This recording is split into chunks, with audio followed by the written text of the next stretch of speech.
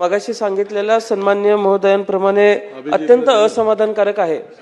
मागच्या अधिवेशनात सुद्धा या उत्तराच्या बाबतीमध्ये हीच आकडेवारी म्हणजे आम्हाला मिळाली होती की टॉयलेट्स किती नाही आहेत वगैरे। हा इन्फ्रास्ट्रक्चरचा भाग बऱ्याच आमदार महोदयांनी मांडलेला आहे, त्याच्यावरती उत्तर देखील विभागाकडून दिलं गेलेलं आहे आणि आम्ही त्याच्यावरती काहीतरी धोरण राबवू असं सांगितलं जातं अध्यक्ष महोदय, पण खऱ्या पद्धतीने तसं धोरण कुठलं अध्यक्ष महोदय येताना आम्हाला बघायला मिळत नाही।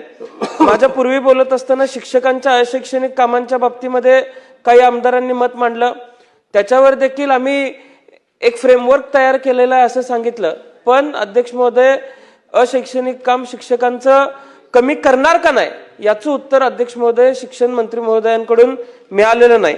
आणि आता अध्यक्ष महोदय माझ्या पूर्वी बोलत असताना आमदार महोदय अमित साटम साहेबांनी एक प्रश्न त्या ठिकाणी विचारला की खरंच सीएसआरचा नीड आहे का, गरज आहे का।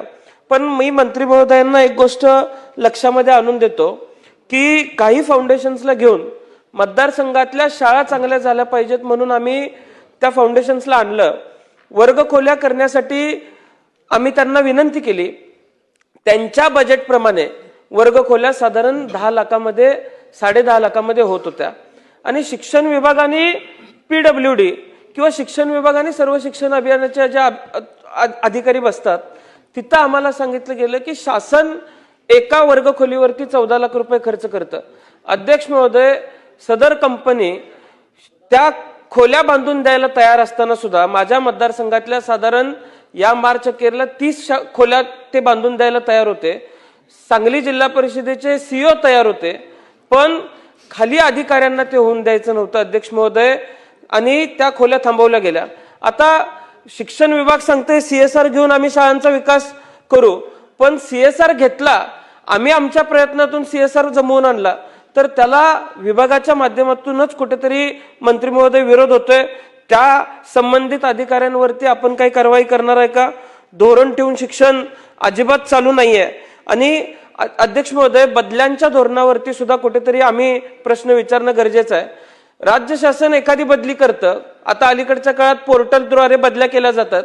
आता वाशिम जिल्ह्यातला शिक्षक तासगाव तालुक्यामध्ये कवटेमंका तालुक्यामध्ये आला, कर्नाटकाला लागून असलेला माझा कवटेमंका तालुक्याचा भाग आहे, तो शिक्षक अध्यक्ष महोदय हजरच राहत नाही। आता शेवटचं गाव आहे, बारकं गाव आहे, करलट्टी सारखं बारकं गाव आहे म्हणून आम्ही त्या शाळांकडे दुर्लक्ष करायचं का? आणि शिक्षण अधिकारी सुद्धा नोटीस पाठवतात, दुसऱ्यांदा नोटीस पाठवतात, तिसऱ्यांदा नोटीस पाठवतात, तो शिक्षक त्या शिक्षण अधिकाऱ्याच्या नोटीसला अजिबात अध्यक्ष महोदय किंमत देत नाही। अशा वेळेला काहीतरी धोरण अध्यक्ष महोदय तयार केलं पाहिजे आणि त्या नोटीसला जर उत्तर तो शिक्षक देत नसेल तर अध्यक्ष महोदय मंत्री महोदय शिक्षण विभाग कशा पद्धतीने धोरण राबवणार आहे का त्या गावातल्या 50-100 विद्यार्थ्यांचं नुकसान करणार आहे याचं अध्यक्ष महोदय उत्तर मिळणं आवश्यक आहे। अध्यक्ष महोदय, सन्माननीय सदस्य रोहित पाटील साहेबांनी जे काही मुद्दे उपस्थित केले आहेत सीएसआरच्या संदर्भामध्ये पर्टिक्युलर कुठल्या शाळेच्या इमारतीच्या संदर्भात कोण अधिकाऱ्याने ते काम होऊ दिलं नाही असं पर्टिक्युलर जर तुम्ही तक्रार दिली तर त्याचं चौकशी केली जाईल आणि त्याने जर तसं व्यत्यय आणला असेल तर त्या अधिकाऱ्यावर कारवाई सुद्धा केली जाईल। अध्यक्ष महोदय, आपण पाहतो की सीएसआर फंड्समधनं अनेक ठिकाणी शेकडो हजारोच्या संख्येने अनेक चांगली कामं पण त्या ठिकाणी झालेली आहेत आणि म्हणून उलट सीएसआरचं आपण त्या ठिकाणी स्वागत केलं पाहिजे आणि त्याही माध्यमातून चांगल्या सुविधा विद्यार्थ्यांच्यासाठी उपलब्ध होत असतील आणि पर्टिक्युलर आपल्या स्थानिक स्वराज्य संस्थांच्या ज्या शाळा आहेत यासाठी जर कोण मध्ये आडकाठी आणत असेल तर निश्चितपणे त्यांच्यावर कारवाई त्या ठिकाणी केली जाईल। जिथपर्यंत शिक्षकांच्या बदलीच्या संदर्भातलं धोरण हे ग्रामविकास विभागाच्या माध्यमातून त्या ठिकाणी संपन्न होत आहे।